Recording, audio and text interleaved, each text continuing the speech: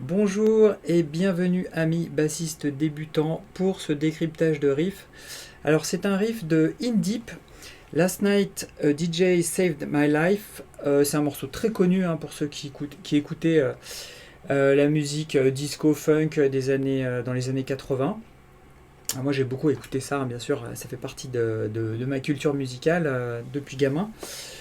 Alors le riff est intéressant déjà parce qu'il tient sur une seule mesure, ça change des riffs ou des tournes que j'ai fait sur plusieurs mesures, donc il y a une seule mesure, et pour le coup là on va vraiment se servir de la basse comme un instrument rythmique parce que la rythmique se fait beaucoup avec une seule note sur la tourne.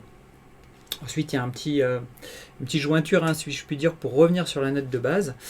Donc on va le décrypter tout de suite. Alors on va partir sur le Fa dièse et on va faire cette cadence. Pam, palam, pam, pam, pam. Alors quand j'ai fait pam, pala, le pala, en fait ce sont des notes qui sont liées, d'accord? Sinon les autres notes, elles sont piquées. Donc piqué, ça veut dire qu'on l'entend juste une fois, sur un temps très court, et ensuite il y a un silence, comme ça. D'accord? Donc je refais la cadence, ça fait... Alors pour faire les notes piquées, c'est comme d'habitude, c'est-à-dire qu'on va lever les doigts ici, on va faire sonner le Fa dièse, je vais peut-être me mettre un peu plus comme ça, voilà. Donc on fait sonner le Fa dièse et on repose les doigts pour étouffer le son. Donc ça fait. Donc quand on fait le pala, que j'ai dit tout à l'heure, les notes sont liées, pour le coup on laisse les doigts en l'air, comme ça les notes sont liées, puisqu'il n'y a rien qui les arrête, d'accord? Ça fait. Quand j'ai dit tout à l'heure qu'il faut lever les doigts en l'air, il faut bien sûr aussi, on appuie pour faire la note, et quand on repose les doigts, on relève l'index, comme ça bloque le son. D'accord? Bon, on l'a vu plein de fois dans plein d'autres tutos. Donc pour le coup, il faut donc choper la cadence. Ce que je vous recommande, comme à mon habitude quand je vous recommande des choses, c'est d'écouter le morceau et de le faire tourner, jusqu'à ce que vous soyez capable mentalement de faire la cadence de la ligne de basse. Pam, palam, pam, pam, pam.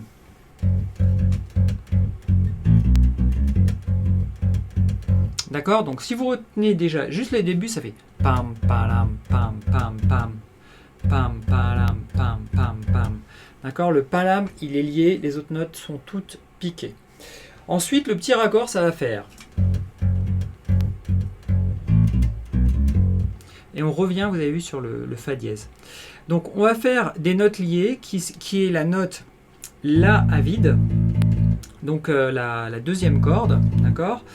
Et ensuite on joue le Si, comme ça, avec l'index. Donc ça fait. D'accord? Et une fois qu'on a le Si, on rejoue le Si.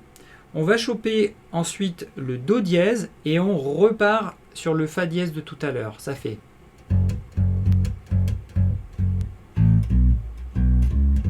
Donc je vous le rejoue doucement, ça fait.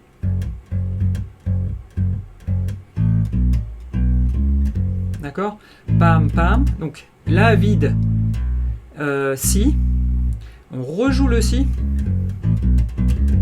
Alors la petite finesse, c'est que avant de rejouer le Si, il y a un silence parce que la note est piquée. Donc ça fait. D'accord? Donc là, je relève, ça fait. D'accord? Et les deux notes suivantes, c'est-à-dire du Si au Do dièse, les notes sont liées. D'ailleurs, les trois notes sont liées. Ça veut dire depuis le Si, le Do dièse, et quand on repart sur le Fa dièse, les trois notes sont liées et le Fa dièse, il est piqué. D'accord?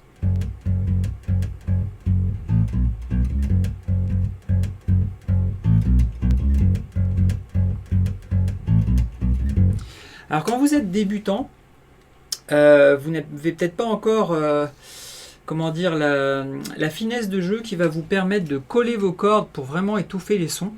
Il faut quand même savoir, moi j'ai dû faire ce morceau dans mes 2 premières années de basse.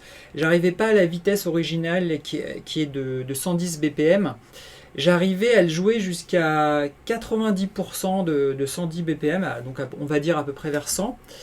Et c'était pas aussi propre que je le voulais parce que je manquais encore de finesse, de rapidité, etc. Parce que la main droite, on n'en a pas parlé, mais elle galope quand même la main droite. Il y a quand même quelque chose à faire, je vais vous en parler juste après. J'avais pas cette finesse.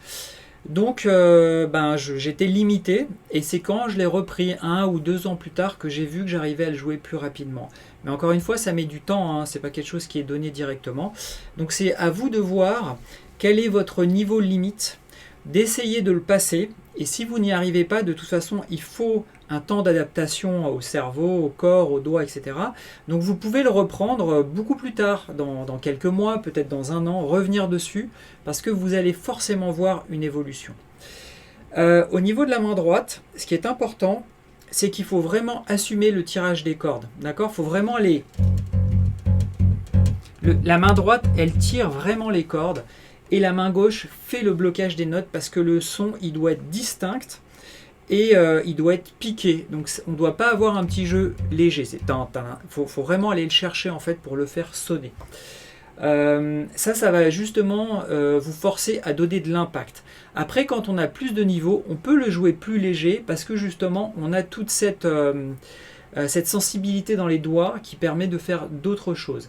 Mais je vous recommanderais en tant que débutant ou pseudo-débutant de tirer plus les cordes et d'aller chercher un son.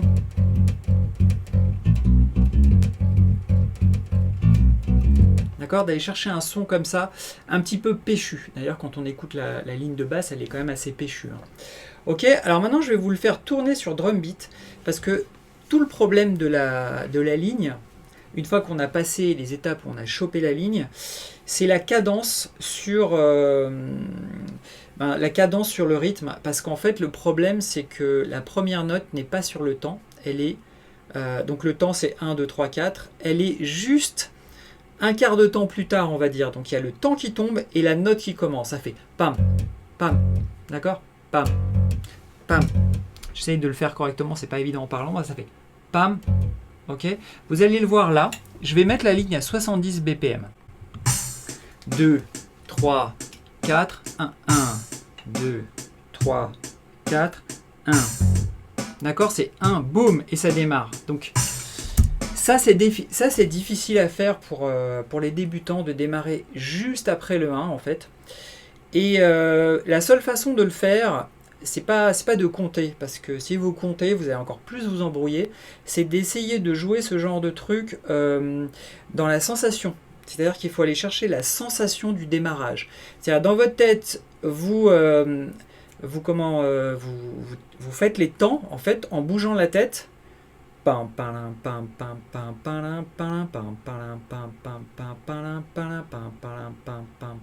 D'accord ? Ou en tapant dans les mains. Parce qu'en fait, c'est plus de la sensation que du comptage. Avec le comptage, je le dis dans plusieurs vidéos, mais si jamais vous arrivez directement sur cette vidéo, le comptage, il faut l'utiliser dans certains moments particuliers. Pour tout ce qui est rythmique comme ça, il faut être dans de la sensation. C'est ce qui fait groover la ligne, justement, ce petit décalage par rapport au 1. Et le démarrage, en fait, dans le morceau, ça commence par ce qui est la fin, en fait, sur la mesure. Donc, la mesure, elle fait ce. Ça, en fait, c'est comme ça que démarre la ligne de basse, après le 4 sur le tempo. Alors, je vais vous montrer. Ça fait 1, 2, 3, 4.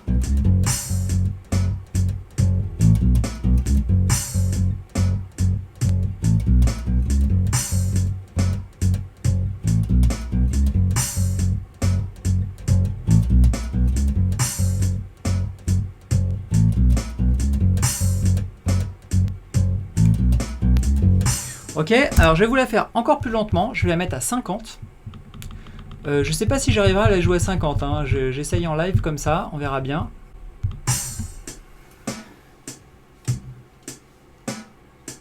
Un, 2, 3, 4.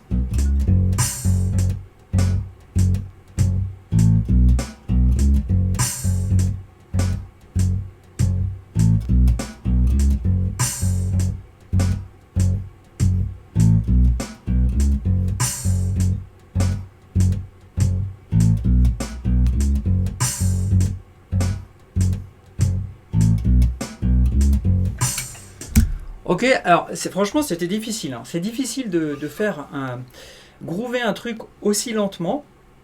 Je pense que j'étais assez bien calé, je pense. Hein. Et si je réécouterai hein, de toute façon avant de poster, et si vous écoutez bien, vous entendrez que cette partie-là, elle est après le 4, d'accord? Elle ne tombe pas sur le... Il n'y a aucune note qui tombe sur le 1 suivant. Et ensuite, le redémarrage de la ligne, c'est-à-dire la première note de la mesure, celui-là, eh bien c'est juste après le tch qui note le 1 de la mesure, quand on entend la ligne ici, alors la ligne là, le drum beat, voilà le ping c'est le 1, d'accord? 1, 2, 3, 4, et voilà, quand j'ai fait le et, ça veut dire que je fais ma première note qui est juste après le 1, voilà. Ça c'est pour vous donner l'explication rythmique du morceau, mais je ne crois pas que ça soit ça qu'il faut que vous écoutiez, enfin... Il faut juste comprendre pourquoi c'est difficile à placer, hein. C'est juste pour ça, c'est cette compréhension-là. Par contre, ce qui est important, c'est que vous l'écoutiez en bougeant la tête et que vous soyez capable, comme je l'ai fait tout à l'heure, de le répéter. C'est ça qui est vraiment important pour vous en tant que débutant. Si vous n'y arrivez pas, c'est pas grave, il y a d'autres morceaux pour vous, etc. Il y a plein d'autres trucs à faire. Mais ça peut donner des clés de compréhension, et surtout comme c'est un morceau rythmique, je vous recommande de vous y essayer parce que ça va vous apporter beaucoup. Ok ? Voilà les amis, je vous laisse là sur le riff. Pour une fois, j'ai fait une vidéo un peu plus courte. Et puis à bientôt pour un morceau cette fois plus complet. Et ensuite, on verra des nouveaux tutos et des nouveaux riffs. Bye les amis, amusez-vous bien et bonne basse.